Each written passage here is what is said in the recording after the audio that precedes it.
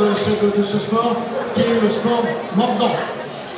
Je vous rappelle que le mordant, la définition exacte, il y en a d'autres bien sûr, mais celle qui se rapproche le plus de la vérité et du sport, eh bien le mordant, c'est la capacité physique, vous voyez, à tenir une prise et à combattre.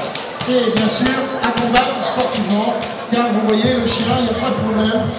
Il mord, il fait ses katas, soit il mord en haut, vous verrez, il y a des chiens qui mordront au niveau du genou, mais vous verrez, ce sera toujours un mordant sportif et non pas le déclenchement d'une méchanceté ou de l'impulsivité.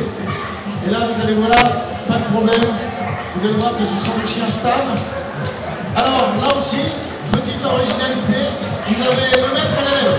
C'est-à-dire que d'un côté, vous avez M. Biard qui est responsable des installations, responsable de l'éducation, mais également à côté, son élève qui vient de commencer de mettre le costume.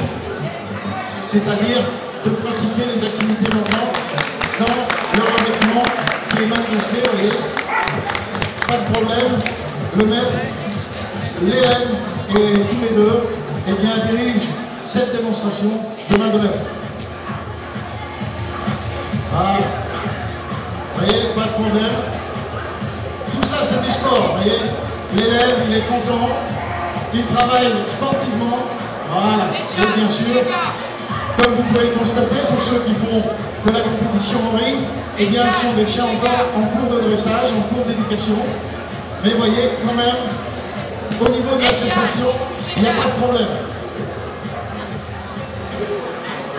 Voilà. Vous voyez, que ce soit une fille ou un garçon, pas de problème.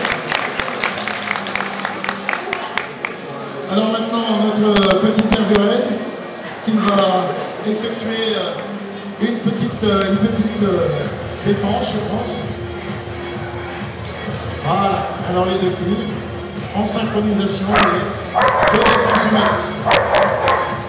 Voilà. Donc là, je vous rappelle également, ce sont des exercices de ring, également des exercices de campagne qui sont des disciplines données par la Société Centrale Féminine, donc pourvu d'une réglementation, pourvu également eh bien, d'un championnat qui fait que eh bien, tout ce qui est analyse génétique, valeur potentielle pour faire naître, eh bien, on prend en considération eh bien, tous les paramètres et surtout tous les critères que les chiens peuvent avoir pour reproduire. Je vous rappelle que tous ces chiens-là sont LOF, c'est-à-dire inscrits au livre des origines françaises et pratiquent tous de la compétition sportive. Là, vous voyez, deux fumantes, pas de problème, tout se passe bien.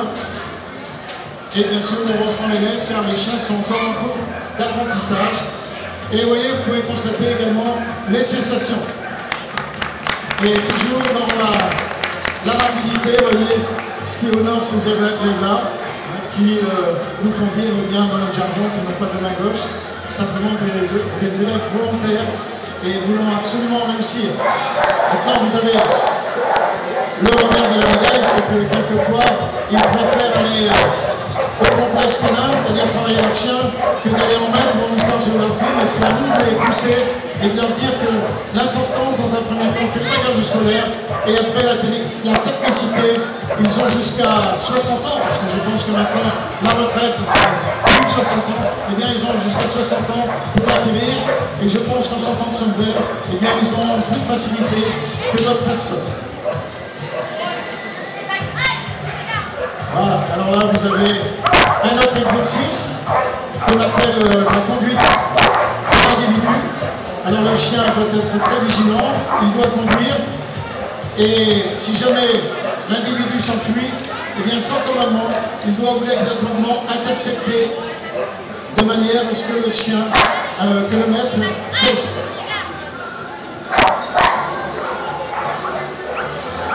Voilà, vous voyez, pas de problème.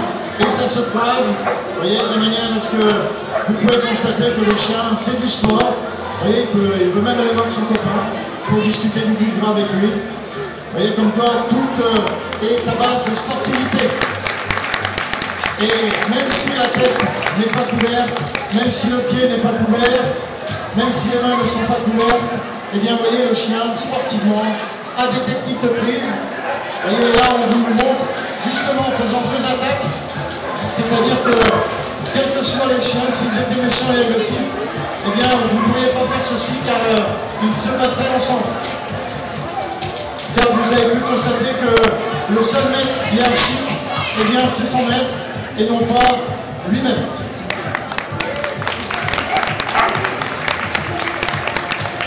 Alors maintenant, un autre exercice pour vous montrer également la sportivité du mandant, mais également sa progression dans la difficulté.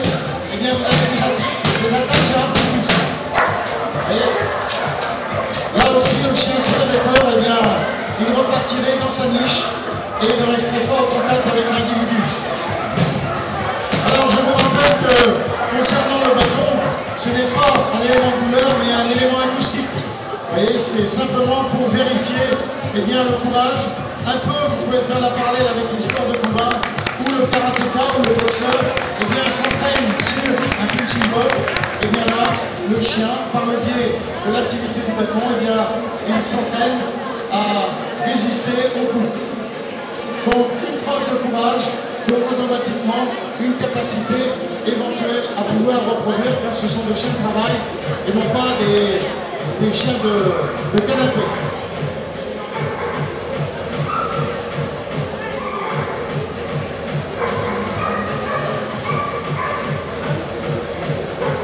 Alors là, pour moi personnellement, mais ça se tient qu'à moi, c'est l'un des plus beaux exercices que l'on peut rencontrer dans le programme Ring, c'est la garde d'objet.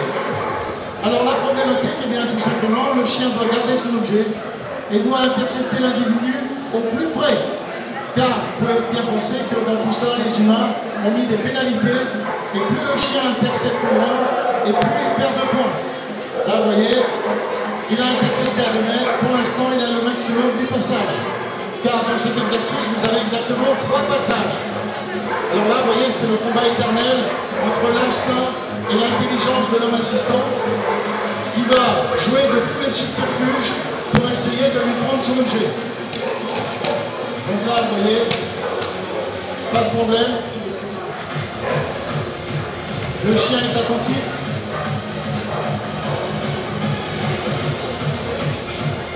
Voilà, vous voyez, quel que soit.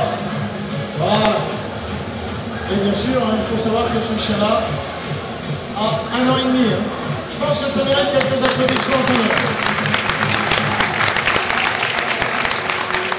Alors maintenant, la même chose que tout à l'heure, avec 2 races différentes, parce qu'on pourrait dire les malinois, c'est des bons chiens, les benjamins, c'est des pas bons chiens.